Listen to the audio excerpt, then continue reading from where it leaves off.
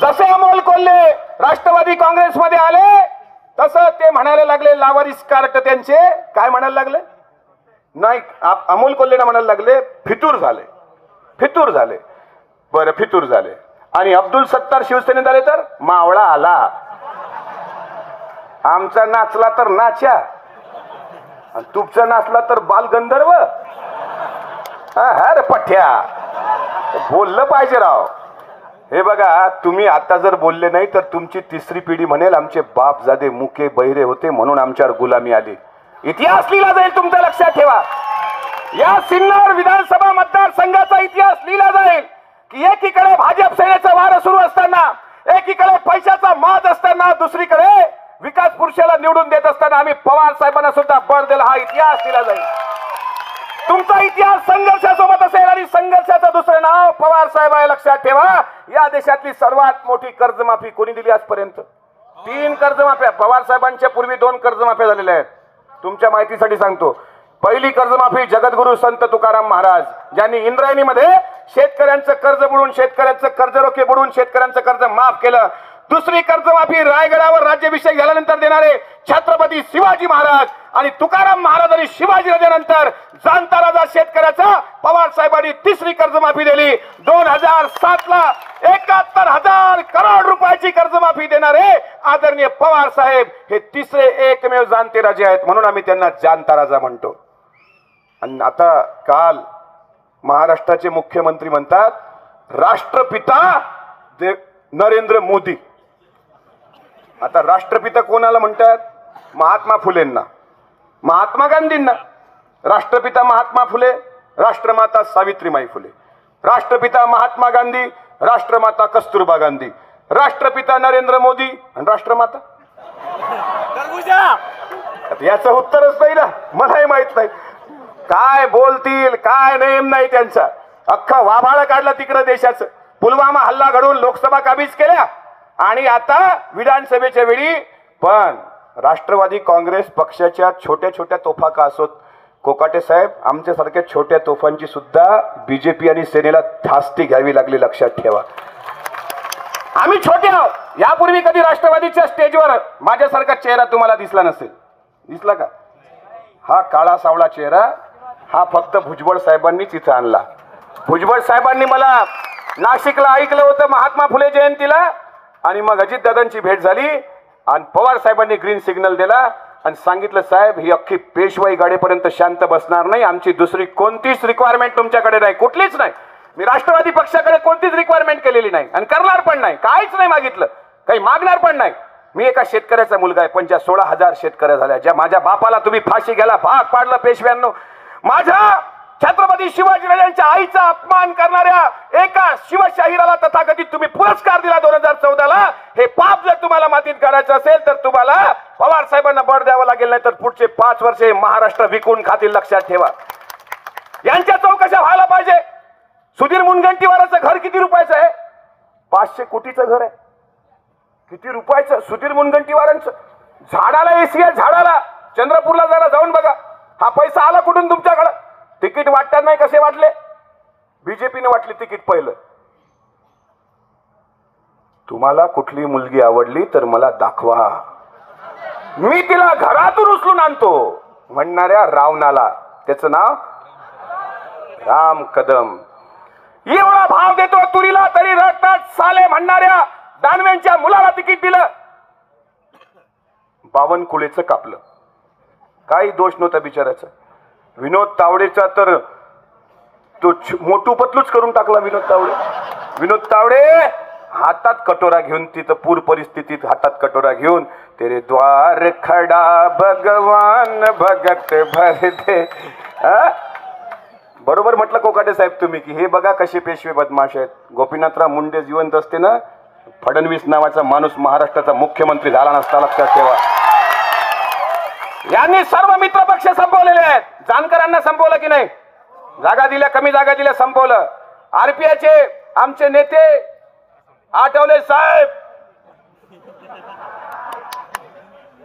ज्याप्रमाणे त्या काळामध्ये पंडित जवाहरलाल नेहरूंनी त्या काळामध्ये बाबासाहेब आंबेडकरांना त्या काळामध्ये मंत्रिपद दिलं होतं त्यानंतर मला जे काही या ठिकाणी मान्य नरेंद्र मोदींनी त्या ठिकाणी जे काही सेवा करण्याची संधी दिलेली आहे, अरे पक्ष संपवला ना, कमळावर लढायला लावलं ना तुम्हाला, कमळावर. हा मला सांगा, जानकर संपवले, मेटे साहेबांचं संपवलं, सारखंच झालं जमा.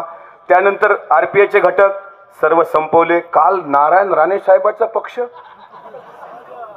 अरे बापरे, काय आमचे दादा होते नितेश दादा, पण काय परिस्थिती आली त्या दसऱ्याच्या दिवसाला, तिथं चड्डीवाल्यांच्या समोर बसावं लागलं. काल तर पक्ष विलीन झाला, स्वाभिमान पक्ष. आता कोण उरलं हो यांच्यासोबत भांडायला, संघर्ष करायला? फक्त एकच पक्ष उरलाय, आपल्या पवार साहेबांचा राष्ट्रवादी काँग्रेस पक्ष. एकच पक्ष आहे ज्या पक्षाची धास्ती घ्यावी लागली मुख्यमंत्र्यांनी.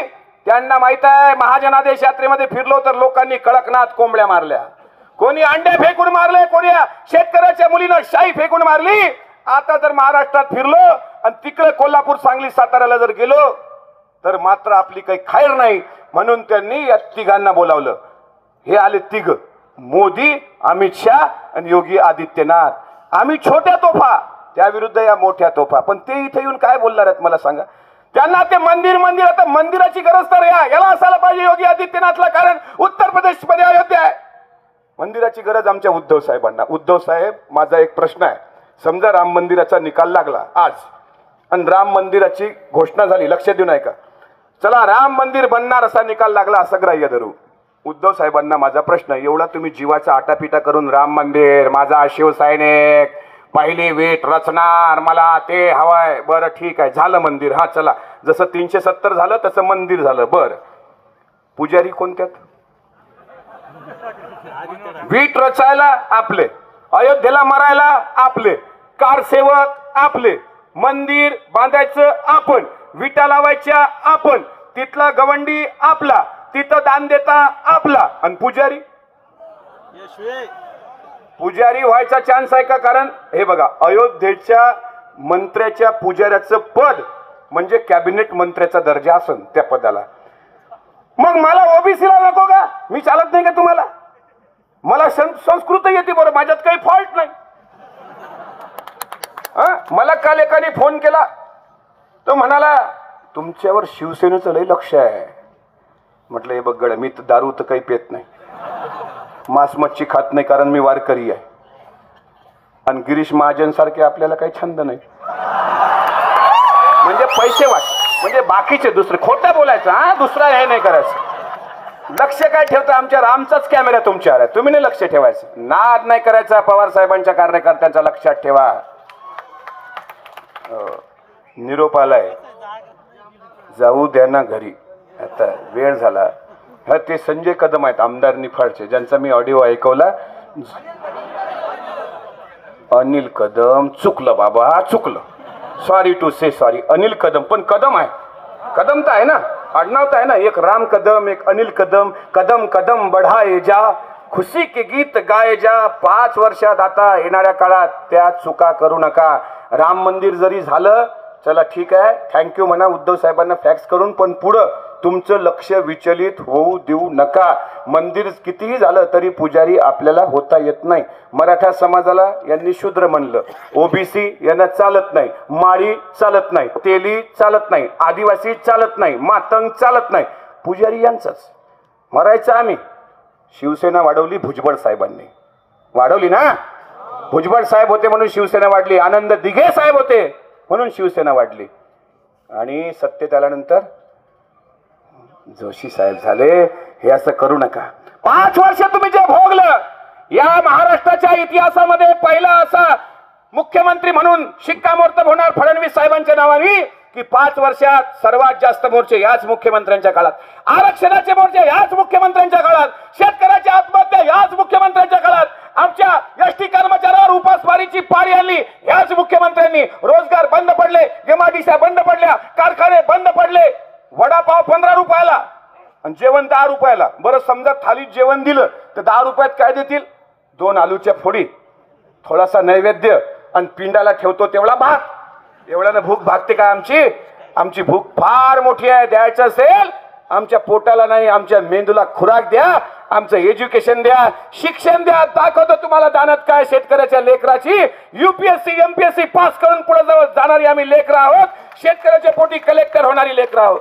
माझा आजा जर बाळासाहेबांसारखा असताना, बाळासाहेबांचा नातू जर मी असतो, मी जर बाळासाहेब ठाकरेंचा नातू असतो ना, या अमित शहाला माझ्या घरावर चौकीदार म्हणून ठेवलं असतं. चौकीदार ते नातू पण बाळासाहेबांच्या आत्म्याला सर्वात जास्त त्रास हे यांनी दिला. बाळासाहेब शेवटी गैवरले होते. जसं मला सांभाळलं तसं उद्धवला सांभाळा. बरं असं म्हणाले होते ना उद्धवराय म्हणतात, जसं मला सांभाळलं तसं आदित्यला सांभाळा. पक्ष आहे का पाळणा घर? पुन्हा कोणाला सांभाळायचं बाबांनो? आता काही कोणाला सांभाळायचं नाही. आता आपला मायबाप सांभाळा. ढगात गेलेली चांदणी एकदा दिसू शकते, पण मातीत गेलेला बाप परत दिसणार नाही. तो बाप लय महत्वाचा आहे. याला किती दिला किंवा त्याला किती दिला, प्राणवायू कधीच आपली पाठवत नसतो बिल. काडीच फाटलं तरी जखम हसते आपोआप.